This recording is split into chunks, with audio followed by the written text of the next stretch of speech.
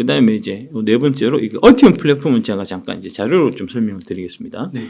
여기 이제 익스포트 리포트라고 전기차 플랫폼 전쟁에서 살아남기 포스코 케미칼과 얼티엄 플랫폼이라고 해서 이게 포스코 케미칼 스토리라는 이제 포스코 케미칼 공식 블로그에서 제가 갖고 온 겁니다. 이제 자료가 잘 돼 있어 갖고 왔고요.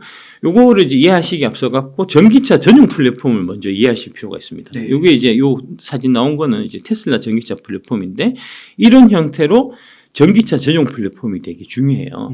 이런 이제 전기차 전용 플랫폼을 기반으로 해서 전기차를 만드는 거 하고 기존 내연기관의 뼈대를 이제 활용해서 전기차를 만드는 거 하고도 또 이 자동차의 전기 자동차의 이제 품질 차이가 현격하게 많이 납니다. 가격 차이도 많이 생기고요.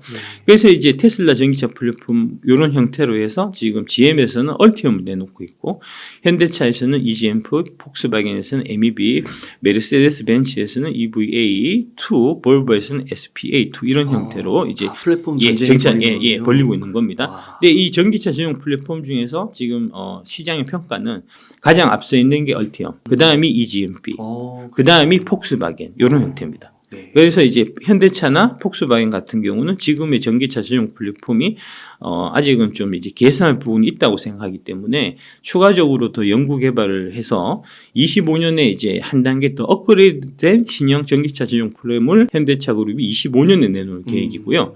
폭스바겐은 26년이고요. 네. 그다음에 여기는 안 나와 있는데 이제 BMW는 새로 이제 노이의 클래스라는 전기차 전용 플랫폼을 25년도에 내놓을 계획인데 거기에 들어가는 배터리가 이제 원통형 46규격 시리즈, 4680은 아니고 4695나 46120 시리즈로 해서 이제 들어가는 만드는 걸로 해갖고 지금 삼성 SDI와 긴밀한 협력을 지금 하고 있는 관계다. 이제 그렇게 큰 이제 산업 동향에 대해서는 보시면 될 것 같고요. 그러면은 이 얼티엄 이 플랫폼 기술이 굉장히 앞서가고 있는 거죠. 그렇습니다. 예, 가장 앞서 있는 기술이라고 보시면 됩니다. 그거를 이제 LG 에너지 솔루션과 같이 같이 조인해서 그러니까 반반의 지분이 있다라고 보시면 될 것 같습니다. 네. 예. 여기서 이제 요거는 메리바라 GM CEO 이제 회장이 얼티엄 플랫폼을 시장에 내놓으면서 이게 2021년 11월 달에 내놓으면서 하드웨어와 소프트웨어 플랫폼을 통해서 모든 이들의 일상을 혁신하고 그들을 완전한 전동화된 미래를 향한 여정을 이끌 것 하면서 이제 대대적으로 발표했었던 그때 썼던 프레젠테이션 자료인 것 같고요. 이 GM 얼티엄 플랫폼은 이렇게 세 가지 강점을 가지고 있습니다. 첫 번째는 범용성을 갖고 있습니다. 이 파우치 셀을 서랍형 구조의 모듈에다가 수직 수평으로 쌓을 수 있는 구조적 유연성이 있어요. 그러니까 이제 배터리면 바닥에 깐다라고만 생각하시는데 얘는 세울 수도 있어요. 그러면은 이제 이거는 차량의 형태가 모양이 되게 다양하게 디자인할 수 있다는 거잖아요. 그래서 이제 뒤에 한번 다시 보여드릴 텐데 지금 GM에서 나오는 이제 그 신차, 전기차 신차 모델들에 대한 디자인이 대박이다. 그래요? 예. 하는 이제 그 시장의 평가들이 되게 많거든요. GM이 투자하시는군요. 예, 그렇습니다. 예, 그렇습니다. 그 이유가 바로 이 얼티엄 플랫폼, 이 파우치 셀의 이 범용성, 이제 이 구조상에 있어갖고 이제 베리에이션을 다양하게 할 수 있다는 그 장점 때문에 생기는 겁니다. 요거는 바닥에 깔 수밖에 없는 그런 구조거든요. 수평으로만. 세울 곳이 예. 근데 얘는 세울 수가 있거든요. 그 다음에 이제 다양한 크기와 성능의 전기차에 활용할 수 있다는 장점이 있고요. 이제 이 파우치 셀을 하나의 모듈로 해갖고 그 모듈을 모듈 개수에 따라 갖고 이게 이제 50기가와트시, 100기가와트시, 150기가와트시, 200기가와트시 이런 형태로 이제 만들어서 다양하게 쓸 수 있는 가장 그게 장점이고요. 그 다음에 효율성. 이게 이제 공간을 파우치는 이제 비닐이기 때문에 우리가 흔히 보시면은 라면 봉지라고 생각하시면 돼요. 그 라면 봉지가 파우치거든요.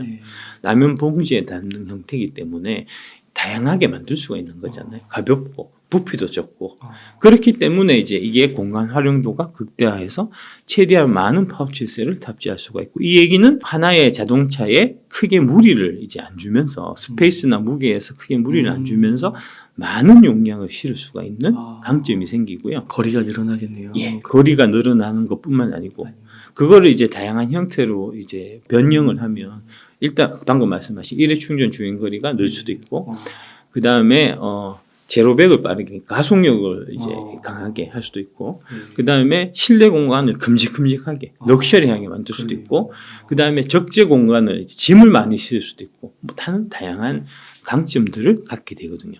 그래서 여기는 이제 일회 충전 시 주행거리를 늘릴 수 있으면 되어 있는데 이것뿐만 아니고 다양한 형태 자동차가 가지는 많은 장점을 이제 벤츠를 탔을 때 누릴 수 있는 그런 이제 다양한 호사를 배터리를 용량을 많이 넣음으로 해서 이제 생길 수가 있는 이제 그런 걸로 이해하시면 될 것 같고 그러면서 가격이 싸다니까요. 네. 경제성이 말씀드렸잖아요.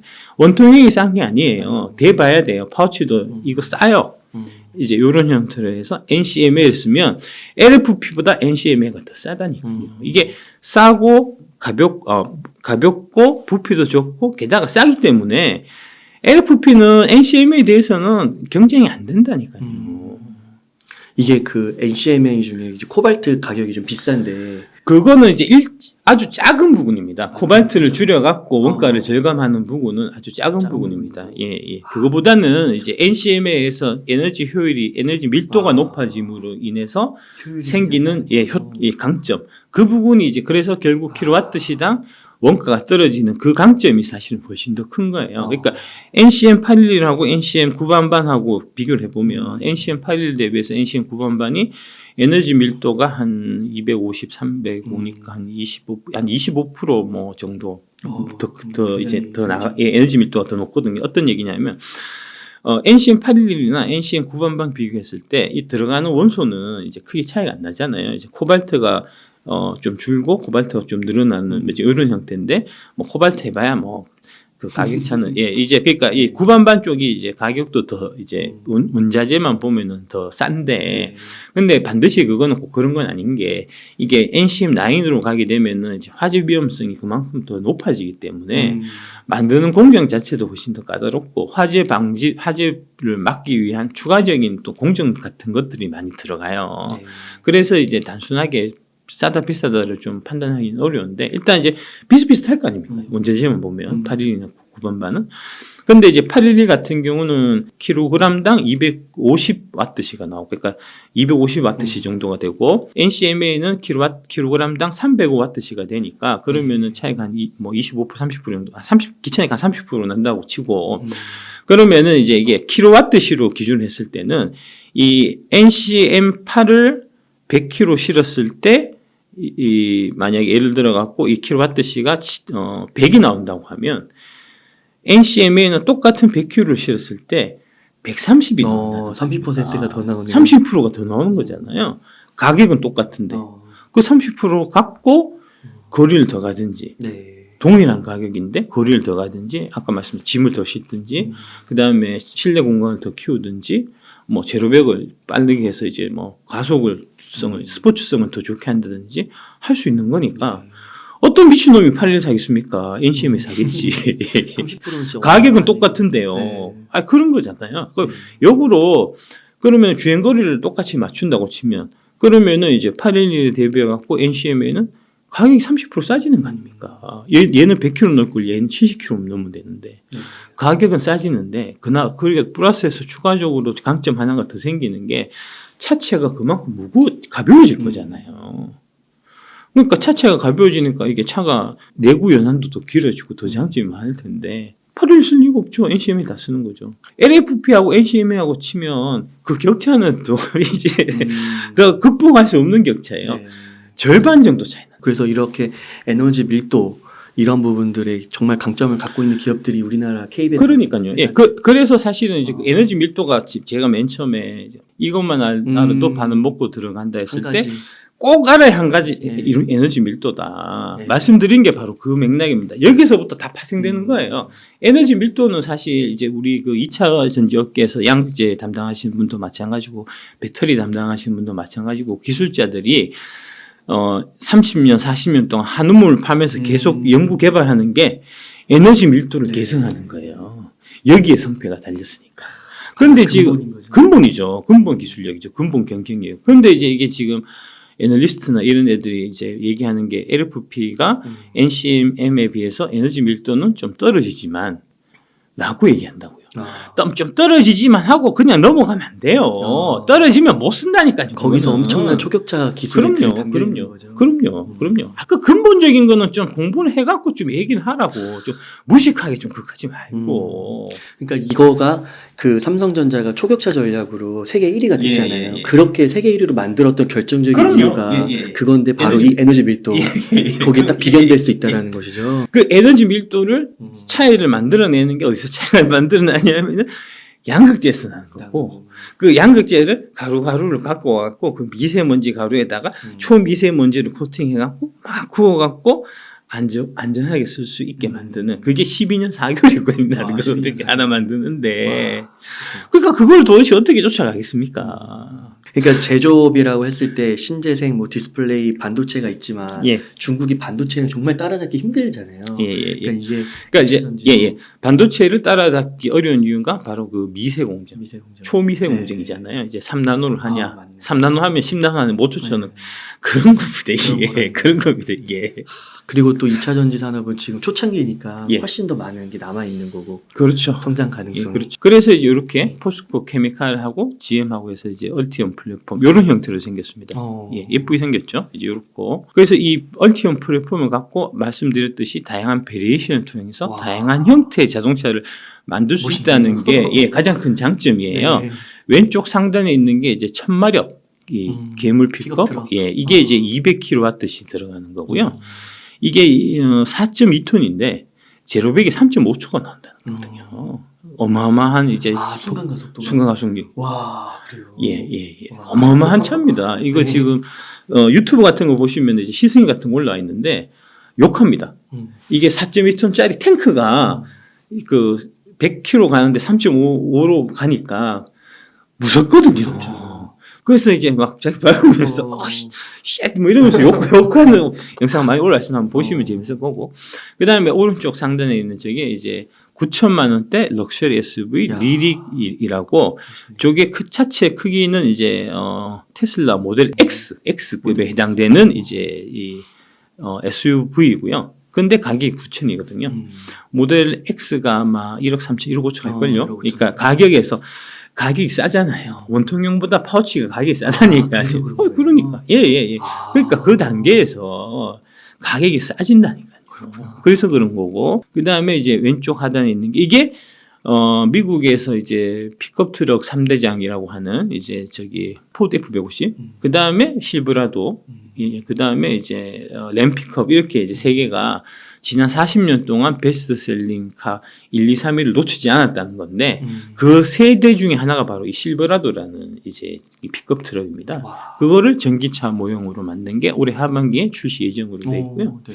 그 다음에 이제 뭐 얘기하는 게 LFP로 하면은 그래도 뭐 여러 가지 좀 나쁜 점도 있고 하지만 일단 가격 싸니까 가격 싼 거 쓰지 않겠냐. 중저가는 LFP 고가는 NCM 이런 식으로 막 공식처럼 이렇게 외우고 하는 사람들이 있는데 그것도 다 무식한 겁니다. NCMA로 싸게 만들 수 있거든요. 오른쪽 하단에 있는 저 차 SUV 이코녹스 EV가 3천만 원짜리 SUV예요. NCMA로 들어간다고요. 저게 싼 차도 NCMA 경제성이 되는 그럼요. 예, 아까 말씀드렸잖아요. 그 원리를 이해하면 그건 당연한 건데 공부 안 하고 원리는 이해 안 하고 자꾸 뭐 사심이 있어서 그러든지, 그러니까 예를 들어 갖고 이제 중국 2차 전지 ETF를 팔아야 되는 그런 사심이 있어서 그러든지, 아니면은 중국 4대주의에 빠져갖고 그런 편견이 있든지, 그러다 보니까 LFP가 자꾸 싸다 하는 이제 저가형 차량은 LFP를 써야 돼요. 막 이런 말도 안 되는 근본 없는 얘기들을 하고 다닌다는 거죠. 그렇군요. 그 에너지 밀도에서 초격차 전략을 좀 이야기해 주셔가지고 좀 떠오른 게 또 이런 또 세간의 말들이 있더라고요. 그 전고체 배터리 이슈인데 그 아까 파나소닉이 거의 망해가는 회사라고 이렇게 조금 표현을 해주시긴 했는데 오히려 그게 좀 전고체가 상용화되는 게 조금 빨라지는 게 아니냐. 그래서 거기에 도요타랑 힘을 합쳐서 집중하고 있는 게 아니냐. 이런 말씀. 좀 해간에 이렇게 이야기도 좀 돌더라고요. 공상과학 소설 쓰지 마세요. 투자를 하실 때는 팩트에 근거해갖고 있는 팩트만 갖고 판단해서 투자를 하셔도 충분하고요. 미래에 앞으로 다가올 얘기를 이제 공상과학 소설을 써갖고 앞으로 이제 5년 뒤, 10년 뒤에 이렇게 시장이 전개될 거니까 그거를 내가 미리 예상해서 주식을 사놔야 되겠다. 그렇게 접근할 이유가 없습니다. 방금 말씀하신 건 다 공상과학 소설이에요. 이게 이제 그냥 만약 예를 들어 갖고 이제 뭐 그 파나소닉하고 도요타하고 뭐 합쳐 갖고 뭐 저기 낫다고 손 쳐요. 낫다고 해서 그게 내일 당장 팔리는 게 아닙니다. 말씀드렸듯이 이 사업들은 배터리 사업들은 전기차 사업은 34개월 전에 세팅을 하고 시작하는 거라서 지금 완성됐잖아요. 네. 그러면 그 시점부터 34개월 뒤에 물건이 나와요. 아직 완성도 안 됐잖아요. 완성돼도 3년 뒤라니까요. 그걸 왜 지금 걱정을 하고 있습니까? 제정신입니까? 네. 그다음에 책에서 예. 그 미국을 먹는 자가 과반을 먹는다라고 예. 이렇게 적어주셨는데 지금 K 배터리가 미국을 좀 먹을 수 있을까요? 다 먹었죠. 먹었어요. 이미. 예. 먹을 수 있냐? 이거 다 먹었습니다. 아, 예. 그러니까 중국은 못 들어와요 이제 앞으로. 그 이제 IRA 법안 취지가 그거잖아요. 중국 들어오지 마라. 너네가 지금까지 이제 중국 공산당이 이런 대도 안 되는 반자유주의적 이제 무역 장벽, 경제 장벽 같은 것들을 막 세워갖고 자기네 자국의 전기차 회사들, 배터리 회사들을 인위적으로 막 키워갖고 이거를 바탕으로 해서 세계를 정복하려고 하는 야욕을 그동안 쭉 갖고 있었는데 그걸 우리 미국이 가만히 쳐다보고만 있을 리가 있냐? 응징하겠다 해서 나온 게 IRA 법안이에요. 그래서 당연히 미국에는 못 들어갑니다. 네. 아직도 미련을 못 버리고 어떻게든 중국 ETF를 팔아먹어야 되는 진짜 절박한 이 사심이 있는 제이도 증권가에서 그래도 혹시 중국의 CATL이 방법을 찾아가지고 미국 시장에 들어갈지도 모른다는 이제 그런 얘기를 하면서 자꾸 이제 팔려고 하는데 그런 일은 때려주고도 없습니다. 결국은 그 법령을 만들고 법령을 해석하고 세부 시행 규칙을 만들고 하는 거는 미국 애들이 하는 거예요. 네. 미국 애들이 어떤 수단 방법을 가리지 않고 지금 중국이 수단 방법을 가리지 않고 우리 한국의 배터리 회사들한테 보조금을 안 주고 그래서 그 안 주는 걸 통해서 CATL을 키워왔듯이 미국이 눈에는 눈, 이에는 이의 형태로 수단 방법을 가리지 않고 CATL이 절대 미국에 못 붙이게 할 겁니다. 이거는 경제의 문제가 아니고 정치의 문제고 안보의 문제예요. 이 경제 문제보다 더 한 단계 위에 가장 핵심적인 국가 전략이라고. 그 다음에 또 한 가지가 그 리튬의 왕이라 불리는 포스코홀딩스 있잖아요. 요것도 이제 조금 비판적으로 보시는 분들은 이 리튬 관련 사업에서 벌어들이는 매출 그리고 사업 진행 속도 이런 게 예상대로 안 될 것이다. 많이 뒤처질 것이다. 뭐 이런 의견도 좀 주시는데 이것도 편견과 사실일까요? 예, 사실과 편견이죠. 네. 예. 뭐 그렇게 생각하면 포스코홀딩스 안 사면 되죠. 뭐 그거를 뭐 악의할 이유가 없잖아요. 그죠? 네. 예. 믿으면 사고 안 믿으면 안 사면 되죠. 네. 그러면요, 그 이사님 K 배터리에 좀 예. 산업적 리스크는 없을까요? 좀 염려하시는? 사업적 리스크는 없습니다. 왜냐하면 이게 이제 34개월 전에 다 세팅이 끝나갖고 지금 움직이는 거라 갖고 25년, 26년도에 어떤 식으로 시장 판도가 바뀔지 다 나와 있어요. 네. 중국은 때려주고도 미국 진출 못 하고요. 파나소닉은 자국 그 이제 완성차 메이커들, 혼다, 도요타 이런 애들조차도 LG 에너지 솔루션한테 다 고객을 뺏기고 있습니다. 네. 사실은 파나소닉이 이렇게 망가진 게 테슬라 때문인데 그 테슬라조차도 이제 파나소닉하고 점점 손절하고 LG나 이제 뭐 삼성 SDI 쪽으로 좀 더 다가오려고 하는 지금 그런 운이거든요. 그러니까 파나소닉도 3년 뒤에는 별 볼일 없을 거고 아까 말씀드렸잖아요. 다 이제 수주 산업이고 수주가 천조라는 거 아닙니까? 다 받아놨다니까요. 그냥 공장 지어갖고 팔면 돼요. 끝이에요. 지금 짓고 있고 실제로. 역으로 한번 제가 질문해 보겠습니다. 이제 반도체 산업에 앞으로 이제 리스크 요인이 뭐라고 생각하십니까? 반도체요? 예. 한국 반도체, 삼성전자 리스크 요인. 그런 거는 질문한 사람이 없잖아요. 그죠? 그러네요. 예. 왜냐하면 여의도에서 삼성전자를 왕창 갖고 있으니까. 삼성전자 주가가 올랐으면 싶으니까. 근데 반대로 아까 방금 물어보셨던 이유가 이제 2차 전지 산업의 리스크에 대해서 어떤 산업적인 리스크가 있는 것 같냐고 물어보시는 게 그런 얘기를 하고 싸돌아다니는 인간들이 많아서 그렇거든요. 그 사람들이 그런 리스크를 왜 싸돌아다니면서 얘기를 하냐면 한국의 2차 전지 산업이 잘 되라고 하는 얘기가 아니고 개인 투자자들이 이런 리스크 요인이 있으니까 겁을 먹고 한국 2차 전지 사지 말라고 얘기하는 거잖아요. 방향이 그 방향이잖아요. 사실은 지금 걱정해야 될 거는 삼성전자 하이닉스고요. 네이버 카카오고요. 근데 이제 삼성전자 하이닉스 네이버 카카오의 이제 위험성 앞으로의 리스크에 대해서 얘기하는 사람은 아무도 없잖아요. 지들이 왕창 갖고 있으니까 있다고라는 거죠. 덜 갖고 있는 건가요? 그렇죠. 그렇죠. 시총 2위인데도 더 그렇죠. 예, 그러니까 네이버만 해도 지금 심각한 위기잖아요. 그 고성장 산업이라는 거 아닙니까? 성장 산업이라는 거잖아요. 성장 기업이라는 거잖아요. 성장 기업이라서 PR을 지금 36배인가 이렇게 받고 있다는 거 아닙니까? 고퍼를. 그런데 작년에 네이버의 영업이익률이 마이너스라고요. 영업 실적이 주는 회사가 무슨 놈의 성장주입니까? 그거는 똔똔 치지도 못하는 주식이니까 후퇴주죠. 그런데 지금 그 리스크에 대해서 얘기하는 사람 아무도 없잖아요. 다들 갖고 있으니까. 기관들이 스스로 갖고 있으니까. 이런 식으로 자기들의 이해관계에 따라 갖고 이제 이 말을 꼬고 이 뭐랄까 이제 이런 식으로 개인 투자자들을 자기네들이 원하는 쪽으로 끌고 가려고 하는 그런 일들이 지금 여의도에 팽배했고 비일비재하다는 겁니다. 그래서 제가 이 책이 사실과 편견에 관련된 얘기다라고 말씀드린 게 바로 그런 얘기인 겁니다. 그러면은 2차 전지 쪽에 좀 집중을 하고 예. 그때 이제 지난번에 출연하셨을 때 폐배터리나 수소는 예. 조금 더 먼 미래다라고 얘기를 해주셨는데 그렇죠. 예. 지금은 그렇죠. 2차 전지에 집중해도 충분하다. 예, 충분합니다. 예, 예. 출연하셔서 이제 어디 투자하고 계시다라는 걸 예, 말씀해 예, 주셨고 예. 거기에 변함은 없으신 건가요? 변화 없습니다. 아. 예, 변화 없습니다. 이거는 어떤 형태로 접근하셔야 되냐면 네. 이제 10년 전으로 거슬러 가서 2010년에 팡을 투자하는 네. 그런 느낌으로 예. 팡 샀으면 10년 동안 갖고 있으면 될 거 아닙니까? 자꾸 쓸데없는 짓 하지 말고. 네, 아마존 이런 투자 생각하면서 지금에 와서 이제 아마존이나 그러니까 팡을 지금에 와서 장기 투자한다는 거는 미친 짓이고 네. 팡에 해당되는 이제 10년 동안 올라갔고 지금 현재 팡의 위치에 있을 회사들을 미리 이제 내다보고 이제 투자를 해서 이제 10년을 갖고 가야 되는 이제 그런 건데 그렇게 될 회사들이 바로 8개사라는 얘기입니다. 지금 이렇게 K배터리가 정말 앞으로 더 기대되고요. 정말 앞으로 잠재 가능성이 정말 큰 것 같은데 그 책에서 그 미래를 준비한 4명의 거인을 소개해 주셨잖아요. 예. 노준 회장님 말씀을 좀 드려야 될 필요가 있을 것 같습니다. 네. 이제 왜냐하면은 뭐 제가 여러 방송을 통해 갖고 이제 고범모 회장님이나 이제 뭐 그다음에 이동치 회장님 말씀 많이 드린 것 같아 갖고 네. 권우준 회장님 같은 경우는 아마 잘 모르실 것 같아서 좀 말씀드리겠습니다. 이게 이제 그 인스타그램 같은 데 보면 요 사진 이런 사진 많이 보셨을 거예요. 예. 그 볼리비아 유니 사막인데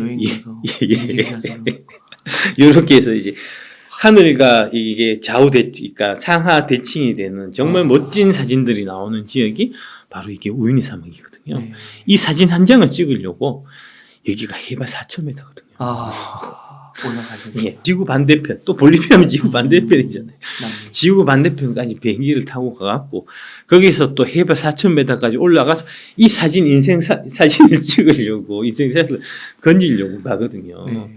그러니까 요 지역인데 여기가 사실 전 세계적으로 가장 많은 리튬이 매장되어 있는 지역이기도 합니다. 예. 요 지역에 대한 좀 설명을 좀 드리면 이게 요 사진에 대한 설명을 드리면 이게 거울처럼 비치잖아요. 네. 이게 왜 비치냐면 이 밑에 소금이 깔려 있어요.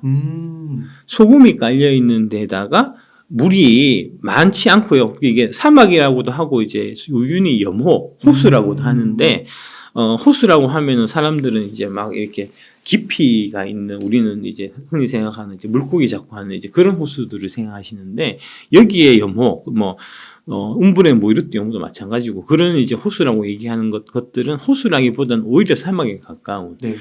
건기에서는 사막이고 우기에 비가 오면 이것도 우기에 비가 왔을 때 가야 돼요. 우기에 비가 오면은 이게 물이 이 사막에 한 뭐 5cm, 10cm 정도로 싹 깔리거든요.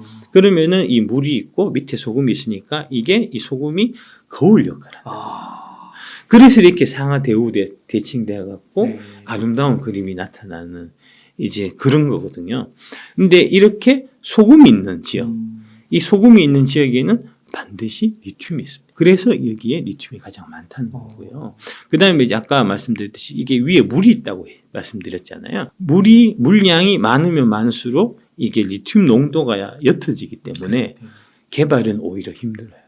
요게 이제 리튬 트라이앵글이라는 얘기는 이제 최근에 좀 들어보셔갖고 좀 익숙하실 텐데 볼리비아, 아르헨티나, 칠레 이렇게 삼각지 지역입니다.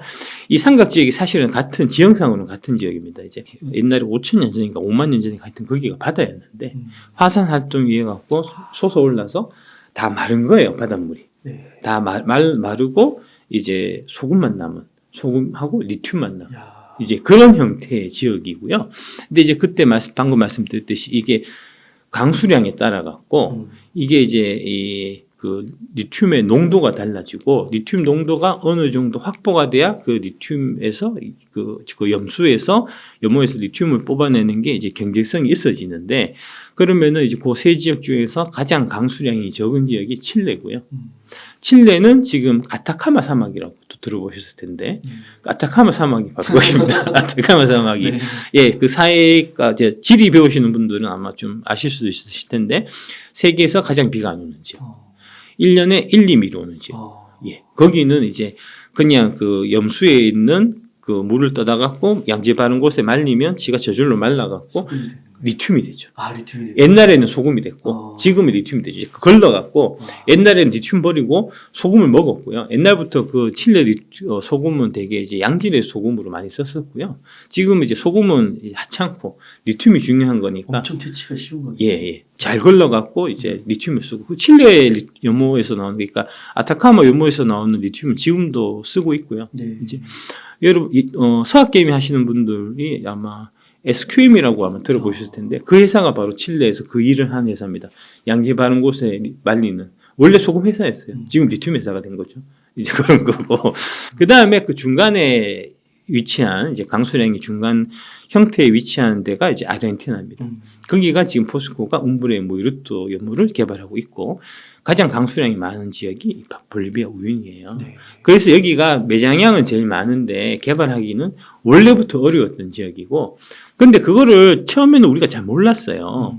그래서 한국 볼리비아가 리튬 배터리 합작 사업 추진한 게 보시면은 2011년 7월 31일입니다. 그러니까 이게 이제 처음 출발은 아마 2010년도였던 것 같고 MB 정부 들어와서 이제 자원 외교라는 말씀을 들어보셨을 텐데 MB 그러니까 이명박 대통령의 큰 형이 이제 이상득 의원이잖아요. 이상득 의원이 지역구가 포항이에요. 네. 그때가 이제 만사 형통이라는 얘기가 있을 정도로 이제 형을 통해야 다 일이 된다는 되게 이제 막구 실력자셨는데 그 이상득 의원이 지역구가 포항이다 보니까 그 자원 외교 관련해서 포스코가 많이 앞장선 면이 있습니다. 그 2010년경부터 볼리비아에 여기 요 염호를 이제 개발하기 위해서 2010년부터 이제 준비를 해갖고 트라이를 해서 2011년에 이제 드디어 같이 하자 해서 이제 합작 사업을 추진한 거고요. 근데 어떻게 됐냐? 2014년 3월 26일 날 리튬 사업이 자초됐습니다. 이때 이 리튬 배터리 사업을 할 때 기술 총괄을 담당하셨던 분이 바로 권호준 전 이제 CEO고요. 이때 이제 기술 총괄 하다가 정준영 회장이 이제 물러나고 그 다음에 이제 포스코 회장이 되신 분이 권우준 회장님이에요. 그러니까 이제 기술 총책으로 하던 일을 회장이 돼서 계속해서 추진한 거고, 그래서 이제 이 리튬 사업에서 성과를 내야지 하고 이제 열심히 했는데 2014년에 잘 안 됐고요. 네. 실패를 한번 한 거고요. 이거는 이제 이 부분 관련해서는 이제 정확한 얘기는 저희는 잘 모르는데 아마 저 자원 개발 관련해서 하게 되면 이런 이제 볼리비아 같은 특히 이제 아프리카 쪽도 마찬가지고 이제 소버린 리스크라고 이제 그 정부 쪽 저쪽 정부가 이제 좀 바뀌든지 뭐 하여튼 안에 또 여러 가지 좀 뭐 이제 그런 이슈가 있었을 수도 있고. 그 다음에 두 번째로 제가 이제 얼핏 얘기 듣기는 이때 당시만 해도 이제 이 염호에서 리튬을 채굴하는 기술이 완벽하게 정립이 안 됐다고 하더라고요. 안 됐던 걸로 저희는 얘기를 들었습니다. 뭐 정확한 얘기는 저도 잘 모르겠는데 하여튼 그런 기술적인 문제도 있었을 거고 그래서 2014년에 한번 실패를 했고요. 네. 그런데 2014년에 실패에도 불구하고 이게 이제 권호준 회장은 계속해서 시도를 했어요.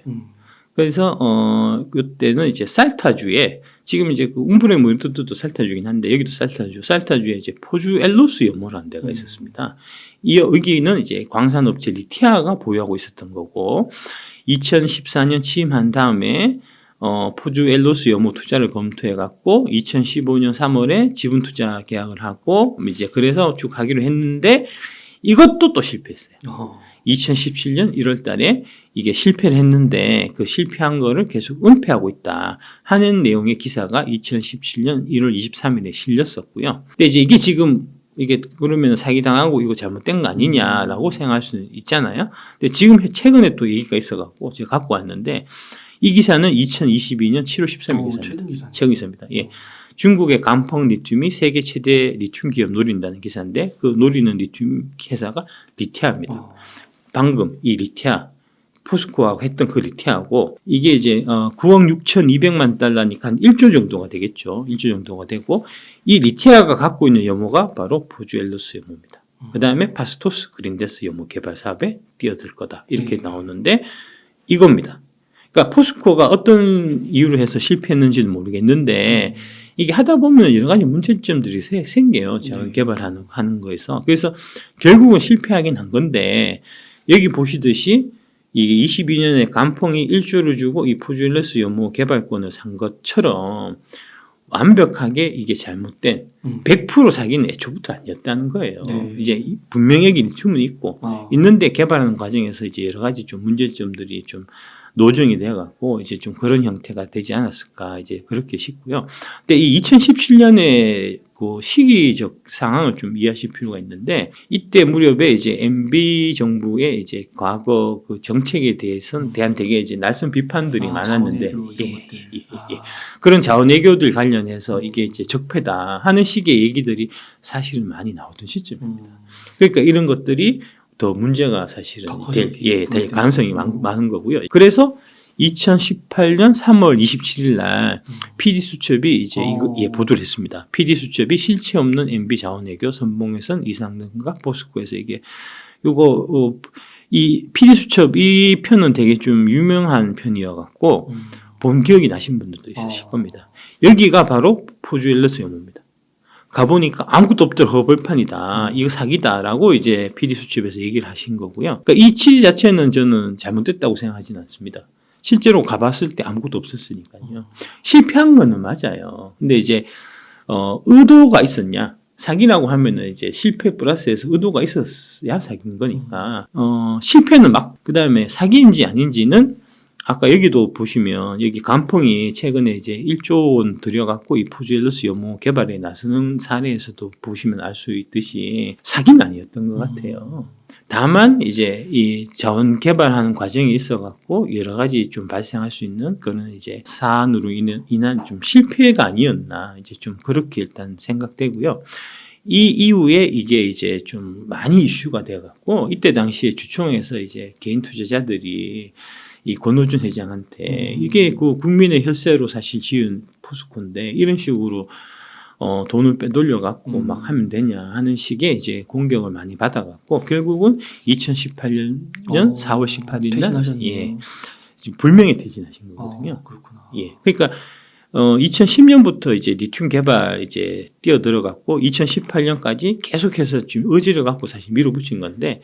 이 계시는 동안에 계속해서 성공을 못했고, 그 다음에 중간에 이제 정권이 바뀌고 하면서 이제 좀 뭐랄까, 정치적인 이유, 이런 것들 때문에 이제 더 상황이 안 좋아졌고, 그래서 사실은 제가 봐서는 이제 제가 만약에 이제 그 포스코의 권오준 회장님이었다고 하면 이게 이제 정권 바뀌고 정권에서 이제 자원 개발하고 이런 거를 좀 안 좋아한다라고 생각하면은 제가 앞장서서 다 드랍을 시켰을 겁니다.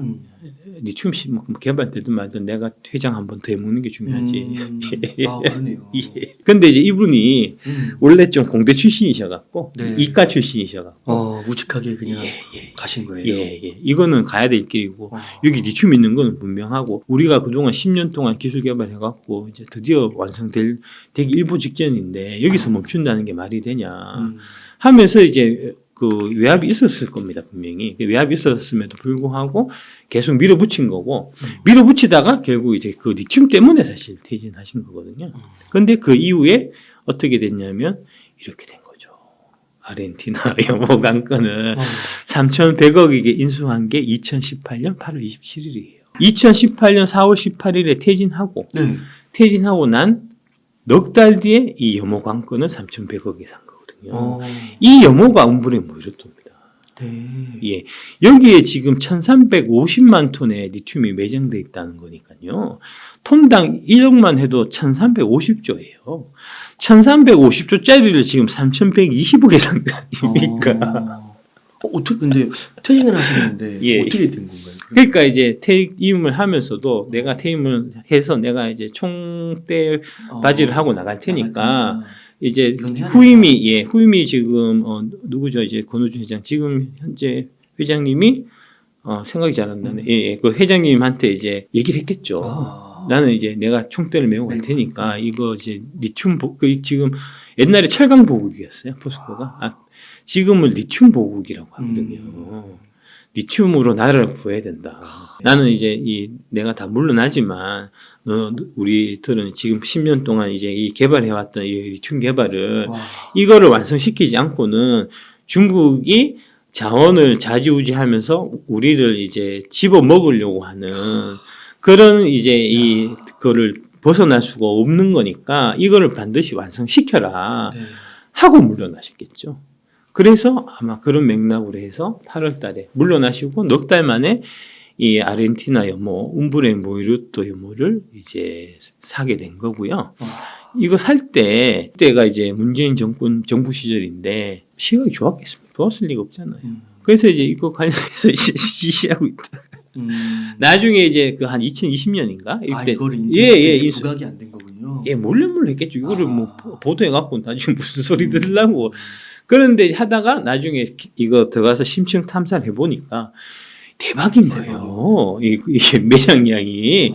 그러면서 그 2018년부터 2021년, 22년 무렵 돼갖고 가격이 15배가 올랐으니까요. 리튬 가격이. 3천억에 산 게 지금 3천조 원의 가치가 있는 거 아닙니까? 쉽게 얘기하면은. 1350조 원의 가치가 있는 거 아닙니까? 어마어마한 대박이 난 거죠. 그러면서 처음에 이제 막 이게 잘 돼갖고 아마 2021년 뭐 이 무렵에 관련해서 포스코가 이 움브레 모이루토 관련해갖고 야 우리 진짜 드디어 대박 났다. 우리가 10몇 년 동안 고생했는데 드디어 성과가 났다 하는 거를 자료를 뿌렸다가 난리 났어요. 예, 그 이전에 이제 이 자원 외교는 적폐다. 그 중에 가장 큰 적폐가 포스코고 리튬 사업도 그 중에 하나라고 이제 이 왁구를 짜놓고 다 있었는데 그 왁구를 깬 거 아닙니까? 그렇죠. 그러니까 그 왁구를 하에서 이제 막 얘기를 했었던 이런 이제 뭐 언론이라든지 이제 지식인이라든지 이런 사람 입장에서 이게 좋게 보일 리가 없잖아요. 그래서 이제 이게 지금 얘기를 하지만 이거는 여전히 다시 한번 사기의 연장이고 그런 형태의 사실 기사들도 사실 많이 나왔었습니다. 2021년만 해도. 이거 제가 작년에 제가 진짜 이 포스코 리튬 이게 샀던 게 2022년 이게 한 4월 5월 같은 그럴 거예요. 이때도 사실 이게 대대적으로 텔레비에 9시 뉴스에 나와가지고 이게 그 사우디 유전 같은 거거든요. 유전 중에서도 제일 좋은 유전, 제일 양질의 유전. 을 우리가 이제 개발에 이제 첫 삽을 뜬 거니까 이제 대통령이 날라가갖고 아르헨티나 대통령 만나고 이렇게 이제 악수하고 막 그렇게 이제 대대적인 외교적 행사가 있었어야 되는데 이때 당시에도 문재인 정부 시절이었거든요. 그래서 이것도 사실 잘 부각이 안 됐었다고요. 제가 이 얘기를 여의도나 뭐 그다음에 유튜브나 나가서 이거를 꼭 봐야 된다, 이거 꼭 해야 된다. 여기에 우리 미래가 걸려있다. 우리가 2차전지 다 앞서고 있는데 이 자원만 문제다. 이 자원 문제를 선도적으로 해결한 게 포스코홀딩스고 그 포스코홀딩스가 이런 이제 진짜 좀 역사가 있었다는 얘기를 제가 1년 내내 하고 다녀갖고 지금 이게 시장에서 먹힌다고요. 네. 그 중에 일부 옛날과 같은 그런 생각을 이제 못 버리고 계신 분들 중에 잔당이 남아갖고 아까 물어보신 그런 거. 이게 진짜 되냐, 안 되는 거 아니냐. 그렇게 물어보시는 거죠. 믿든 말든 자유고요. 근데 이제 주식 투자는 분명한 게 그 기업에 대한 기업을 믿은 거에 대한 대가를 받는 거예요. 잘못된 기업을 믿으면 자기 돈을 날리겠죠. 그 기업을 안 믿으면 뭐 버는 것도 없고 이런 것도 없겠죠. 근데 믿어야 될 기업을 내가 안 믿으면 돈 벌 기회를 날리는 거예요.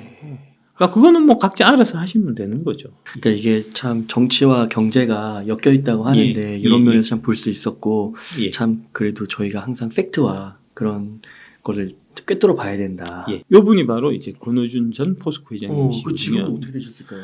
지금 물러나셔갖고 뭐 하고 계신지 모르겠습니다. 저도.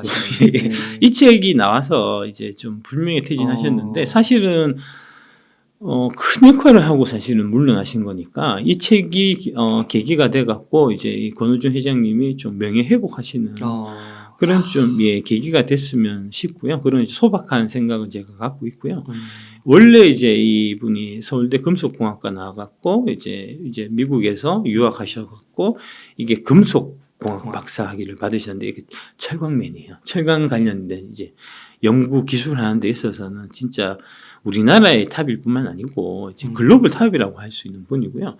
포스코가 이제 철강도 원래 세계에서 제일 강한 나라거든요. 지금도 마찬가지고 그게 산업적으로도 이제 우리 자동차나 조선이나 이런 경쟁력을 이제 뒷받침하는 아주 좀 중요한 역할을 사실 하고 있는데 그 이유가 뭐냐면은 포스코만이 갖고 있는 파이넥스 공법이라는 게 있습니다.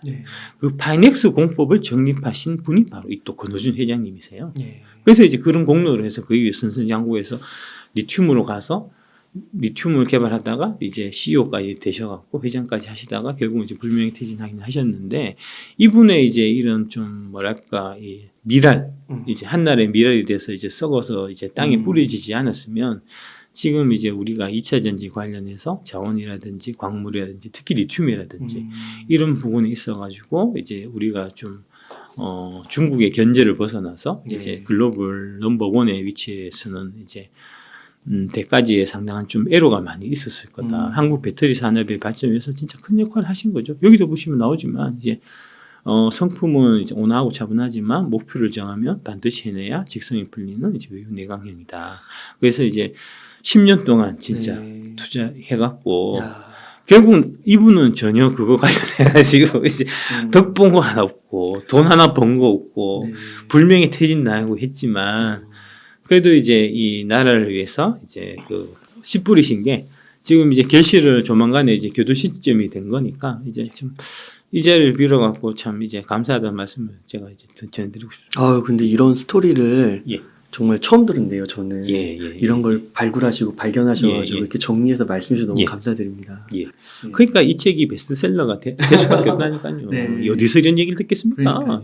와, 이사님 오늘 이렇게 그 2차 산업의 전반에 대해서 또 새로운 지식들 그리고 우리가 꼭 알아야 될 그런 포인트를 짚어주셔서 너무 감사드리고 또 이렇게 감동적인 우리 K배터리가 어느 순간 하늘에서 뚝 떨어진 게 아니라 정말 과거에 10년, 20년의 이런 피땀 눈물들이 그럼요. 담겨져 있었다는 거. 그러면 저희가 또 투자할 때 뭐 더 확신을 갖고 할 수도 있는 거고 정말 나라를 위해 할 수도 있는 거고 말씀하신 대로 그런 포인트들 잘 말씀해 주셔서 너무 감사드립니다. 그러면 이사님 그 마지막으로 여기 투자에 있어서 요 부분을 언급해 주셨었잖아요. 그때 그리고 출연하셔서 이제 어디 투자하고 계시다라는 걸 말씀해 주셨고 거기에 변함은 없으신 건가요? 변화 없습니다. 변화 없습니다. 이거는 어떤 형태로 접근하셔야 되냐면 이제 10년 전으로 거슬러 가서 2010년에 팡을 투자하는 그런 느낌으로 팡 샀으면 10년 동안 갖고 있으면 될 거 아닙니까? 자꾸 쓸데없는 짓 하지 말고. 아마존 이런 투자 생각하면서. 지금에 와서 이제 아마존이나 그러니까 팡을 지금에 와서 장기 투자한다는 거는 미친 짓이고 팡에 해당되는 이제 10년 동안 올라갔고 지금 현재 팡의 위치에 있을 회사들을 미리 이제 그 내다보고 이제 투자를 해서 이제 10년을 갖고 가야 되는 이제 그런 건데 그렇게 될 회사들이 바로 8개사라는 얘기입니다.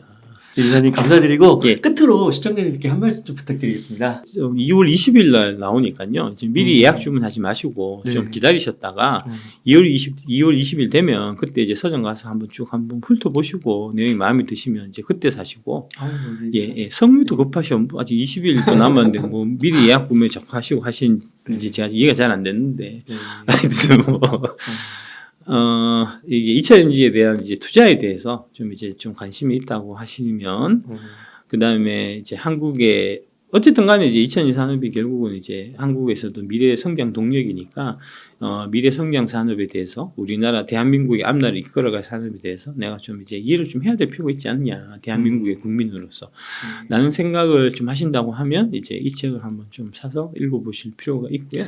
여러분들이 굳이 안 도와주셔도 이 책이 베스트셀러 되는 데는 크게 시장 없을 것 같으니까 제가 이제 누구처럼 이 책을 뭐 꼭 사주십시오 뭐 이렇게 이제 액을 하지는 않겠습니다. 예. 사실 저도 지금 예약 주문 걸어놨습니다. 예, 감사합니다. 예, 고맙습니다. 예, 이사님 그러면 오늘 인터뷰 한 이 정도에서 예. 마무리하도록 하겠습니다. 이렇게 해서 금양의 박순혁 이사님을 모시고 이야기를 나눠봤습니다. 긴 시간 동안 유익한 인사이트 많이 나눠주셔서 감사의 말씀드립니다. 오늘 고생 많으셨습니다. 예, 감사합니다.